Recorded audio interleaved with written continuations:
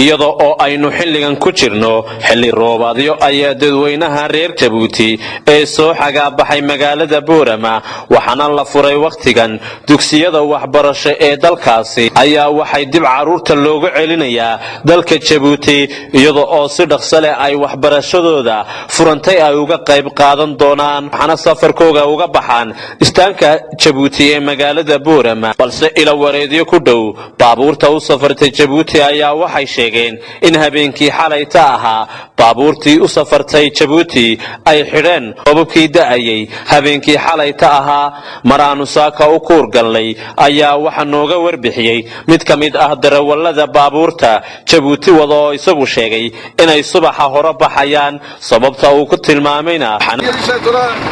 حاجة جديدة صبح ينومين أنا كنا شوية درجة الآن جدا نشوفه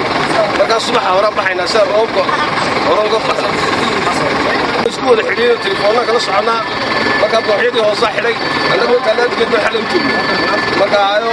طريقة حلوة يعني كنا كنا جوا رامي جاد يا دحل حاجة طريقة dadweynaha reer Jabuuti qaarkood ay sheegeen in lacagtii safarka lagu qaaliyay baabuurta kaariyaduna ay ku qasbeen taasi waxaana waa kan mid kamid ah dadweynaha reer Jabuuti oo cabanaya jooga Boorama ee ka yimid Jabuuti marka waxaan dumarka iyo caruurtu marka iskoolka la furayo dhibaatay qabaan $40 bixiya iyo alaabtii oo gooniya iyagoo soo qaaday iyo hadana lacag زايدة أي دونات كردوا وقالي عطوا وقالي ريج جبوتي وين الشدان أفر عشر صدق عشر يا نحن سيجونا dhinaca kale istaanka Jabuuti waxa ka socota dood xasaasiyo oo dhexmaraysa dadka reer Jabuuti iyo kaariyada istaanka Jabuuti doodaasi oo ku saabsan xagga kharashka lacagta wax yar aynu ka eegno doodaha xasaasiga ah ee ka socda istaanka Jabuuti looga dhigay ingeed min afartana lagaga kireystay doorta dhagayso gallikii dambe annaga iyo dadkii baabuurtaanu ka kireyna halkan iskugu nimidnay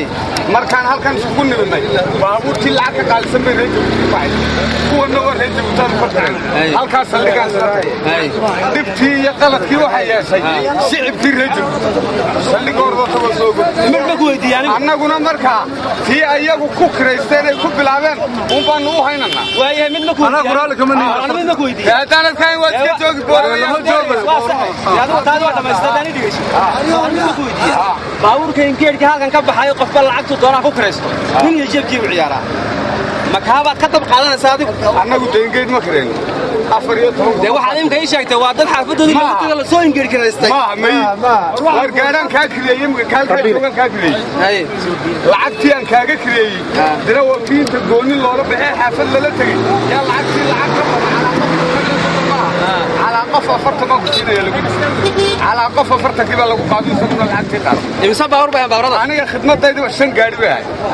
shan gaari intii baawur ee Boorama ku hadhana meena ka badnin ta maxay kaga badnaani baabuurkaas qaaliba laga anagu gaariga waan daba joognaa gaarigu hadii uu qiimaha goostona eedade ka uu goostay uma saarna ee dadka u ka helay haddii laakiin shicibka reer Jabuuti annaga ayna sugayaan sandiikan leeno xafiis baan leenahay annaga guddi intaad iska soo saartaan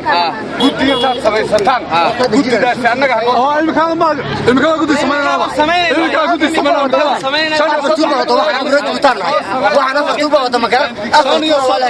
haddaba marka aad tagto istaanka Jabuuti looga baxo ee magaalada Boorama ayaa waxaad subax hore aad ku arkaysaa baabuurta iyadoo u baxa Jabuuti oo diyaar garow xoogan ku samaysanaya sidii ay uga bixi lahaayeen subaxa hore gudaha magaalada Boorama taasi oo ay ka baqayaan inay roobab dhexda ku helaan oo ay safarkooda kala gooyaan Axmed Deeriye Ciiltire